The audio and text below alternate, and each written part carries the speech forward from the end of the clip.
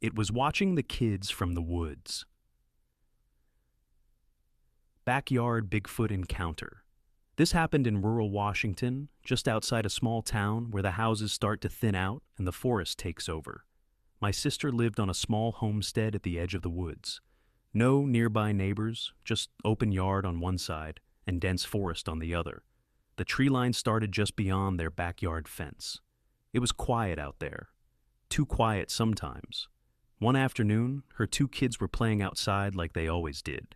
They were jumping on the trampoline, laughing, chasing each other around the yard. It was a normal day.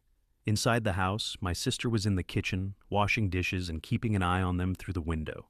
At first, nothing seemed off. But then, one of the kids stopped jumping. He just stood there on the trampoline, staring toward the woods. His sister noticed too. "Do you see that?" she asked. They both turned toward the tree line.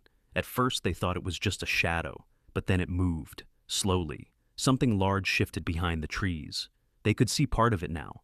A dark shape, taller than any person, standing just inside the woods, watching them.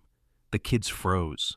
Inside the house, my sister noticed the change immediately. The silence, no laughing, no movement. She looked up from the sink and saw both kids standing still on the trampoline, staring toward the woods. That's when she followed their gaze and saw it. At first, her brain tried to make sense of it. A man? Someone standing back there?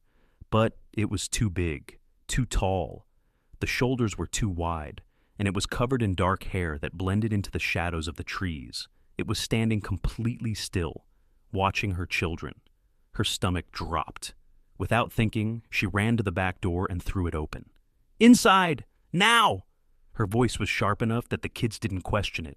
They jumped off the trampoline and ran as fast as they could toward the house. My sister didn't take her eyes off the woods. The moment the kids crossed the yard, the figure moved. It stepped back and disappeared into the trees. She slammed the door shut and locked it. The kids were scared, asking questions, but she didn't have answers. She just kept looking out the window, trying to see if it would come back. The rest of the afternoon felt wrong, too quiet. Even the normal sounds of the woods seemed gone. As evening came, she closed all the curtains and kept the kids inside. She tried to convince herself it had just been someone passing through, but deep down, she knew it wasn't. Her husband was still at work and wouldn't be home until later that night. So, it was just her and the kids, alone, right on the edge of those woods. After dark, the feeling got worse. The house creaked more than usual. Every small sound felt louder. And then it happened. A soft tapping on the side of the house. She froze. Then another sound. Closer this time.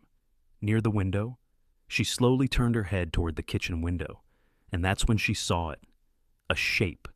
Right outside. Something large, standing just beyond the glass. And then it leaned forward slightly, peeking in. She could make out part of its face now. Dark. Covered in hair. Massive brow. Deep-set eyes reflecting the faint light from inside the house. It was looking in, watching. She grabbed the kids and pulled them away from the windows. "Stay down.